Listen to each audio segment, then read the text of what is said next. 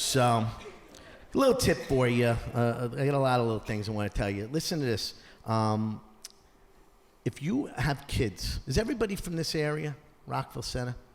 If you want your kids home with you all day, send them to Deer Park School District. That's where I'm from, Deer Park, right?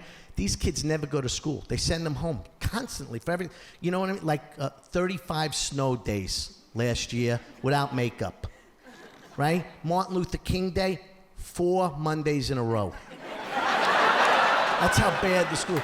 So anyway, so at the beginning of the year last year, I get a phone call from the school district. I pick it up like an idiot, right? And they go, "Oh, Mr. Walker, your son pushed another kid. We're sending him home today." Then mid-year, the phone rings again like an idiot. I pick it up because I had shit I had to do. I had to go to Home Depot. I had to go to the post office.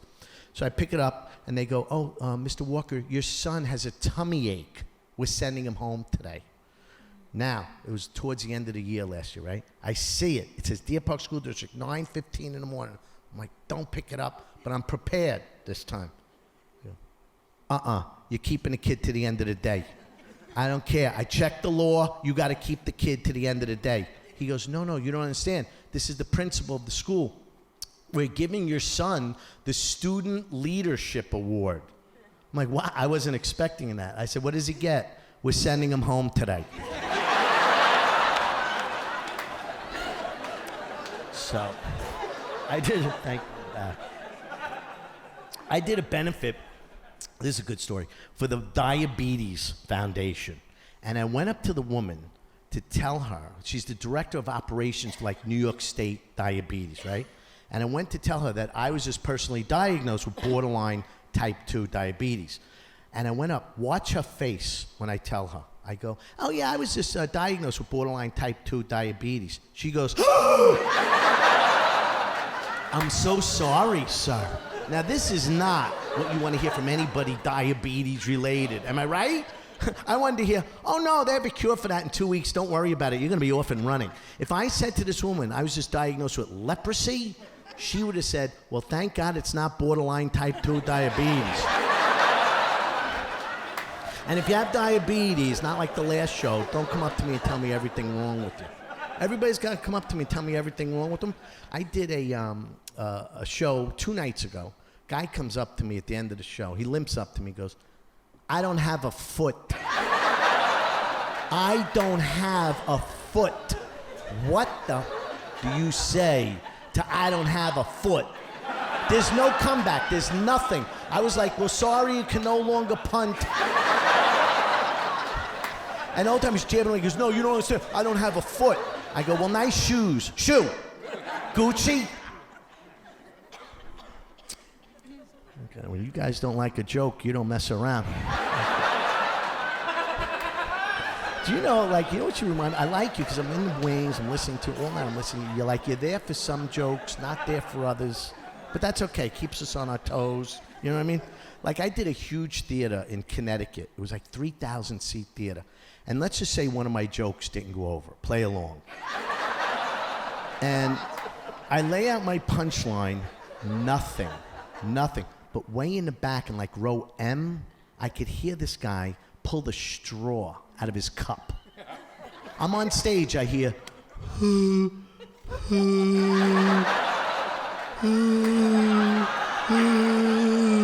Now he decides to play a song for everybody. I hear, I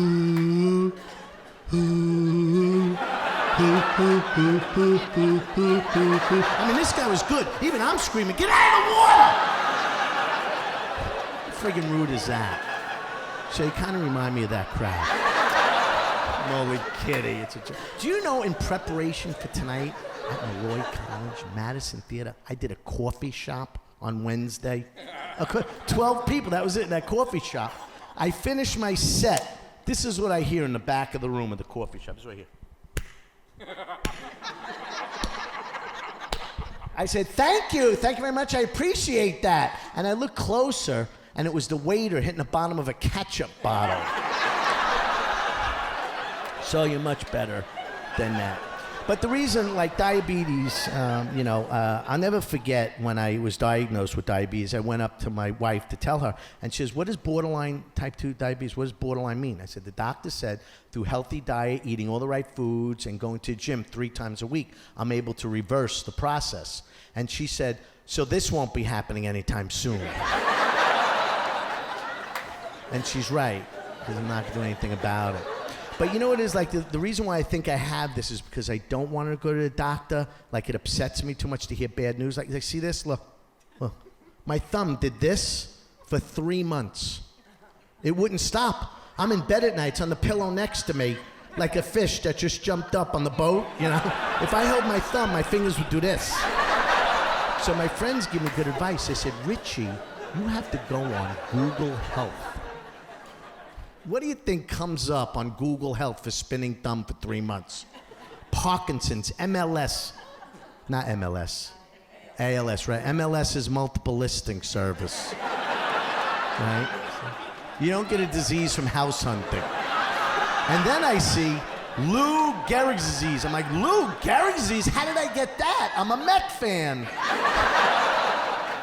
So I'm wigging out, right? My sister goes, "Richie, you better go to the doctor. It's been 3 months your thumb is spinning. Go to the doctor." I go to the doctor, Long Island MD, does all his tests, comes in with a clipboard. Here's his face. Ooh. He said, "Ooh, I don't like what I'm seeing. You're not going to like it either." I was like,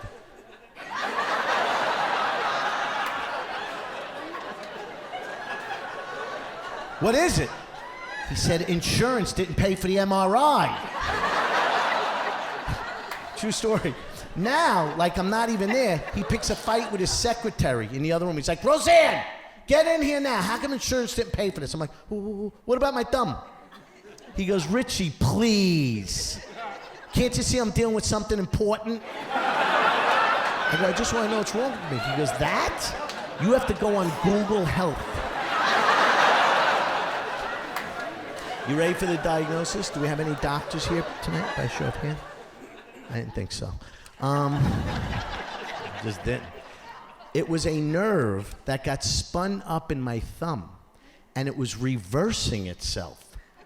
For 3 months, my thumb is going backwards. And he said it was brought on by, what's the term he used? Self-pleasure. A lot of it. He said, "Richie, you're going to have to stop doing that." And I was like, holy shit, I need a second opinion. Because that's not going to happen anytime soon. Because I'm married. Do you think really that, that's not true. That's not how it happened. I'm not going to leave on a joke like that. It was actually, let me tell you how this happened. This is a true story. I get a call from a friend. He goes, "Richie, what do you say? You want to work a carnival?" I go, "Carnival? I never did a carnival. You know, people walking around, how they're going to, listen." So I'm thinking to myself. So I said, "Yeah, but I'll do it." So I go down, I bring all my equipment down. I bring the bench, I bring the PA system, and I go, "Where do you want me to set up?" And he goes, "It's already set up for you. It's over there." I go, "The only thing over there is a cotton candy machine." He goes, "That's what you're doing, cotton candy." So all day long, I'm doing this. And the thumb is spinning and spinning. Nowhere in the manual would say you have to go backwards to unwind the thumb. So I'm doing this. Here's your cotton candy. Here's your cotton candy. Here's your cotton, and spinning. I said, "That's it. You messed up my thumb. I'm never doing cotton candy again." So he goes, "Okay, tomorrow I'll put you on something else." What does he do tomorrow? Puts me making dough pretzels like the Amish. 4 months later, I'm walking down the street like this. What's wrong with that guy? I think he's making dough pretzels. So, story of my life. So, but it's nice to be here. My wife, that's maybe one of the reasons why it's nice to be here. She said to me, I called home once. I was out on the road and I called home and I said, "How's the kids doing?" She goes, "Your daughter is projectile vomiting." I'm like, "Well, what happened?" She goes, "I don't know. She was watching YouTube and watching a clip of your last set." Okay, that was the joke. Come on, like, work with me here. So anyway, so she said to me, my wife says to me the other day, she goes, "You better get a day job. First of all, I have to work 30 minutes a night sometimes." She says, I gotta wake up, this is what she said over the winter, I gotta wake up every morning in the freezing cold and shovel off the car while you sleep in bed all day. I said, first of all, that's not my day. I'm up at 7:30 in the morning, I put 2 kids on a school bus, and she doesn't realize how hard it is to fall back asleep. The tossing and turning breaks my whole REM. Rapid eye movement.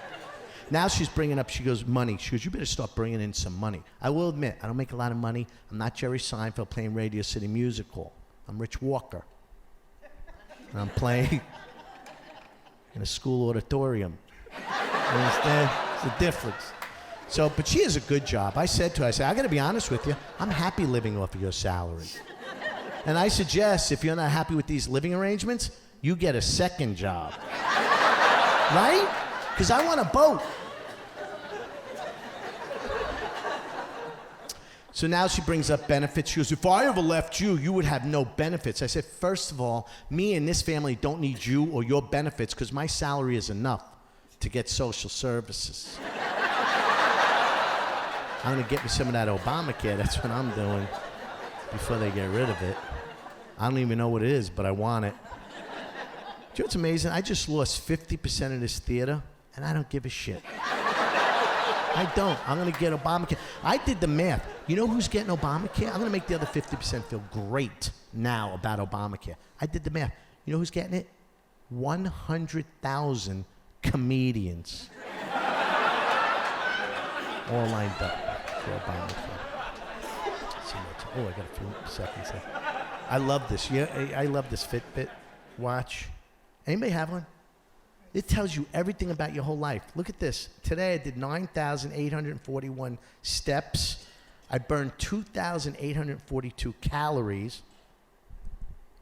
And in 7 minutes, I'm going to have a heart attack.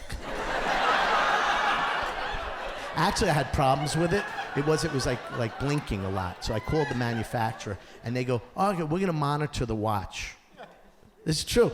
So they monitor, wherever they are, in like Idaho, they're going to monitor and watch every move I make all day. I get it. They call me up the next day. They said, well, yesterday at 2 p.m. you were doing cardio, which I was. And then they said at 4:30 you were lifting weights of some sort. And then they said at 12:15 a.m. heavy activity for 2 minutes. And my wife said, wow, they rounded it up. All right, before I go, I'm going to share one more thing with you, and then actually I'm going to go home and I'm going to smother my little baby cakes in kisses. I know, it's right. It's corny, right? When we're alone, I call her my little baby cakes. My wife calls her the nanny.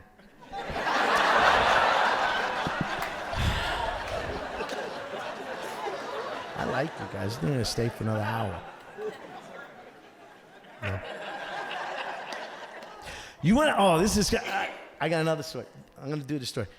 This is a great story because it has to do here with the Madison Theater, right? They got bathrooms downstairs, right? I was here about a month ago, and I wanted to see what the theater was, right? I was driving, I was in the neighborhood, so I came in, and I found this next to the urinal. No, it's not what you think. It had one tiny little hair, but now it's like brand new. But here's where the story gets weird. Tonight, I'm in the same bathroom. Look what I find next to the toilet. The cap. Look at this. Perfect fit. Talk about lightning striking twice. And this is the good stuff. This isn't like what my wife buys, 3 for a $4 for $1, whatever, at CVS. You know what I noticed about this one? It's so good. It doesn't roll up in your pocket. Like, you know when you take it out and you open it, it's out to here now, right? Like a happy German Shepherd. Oh, no, that means he likes you.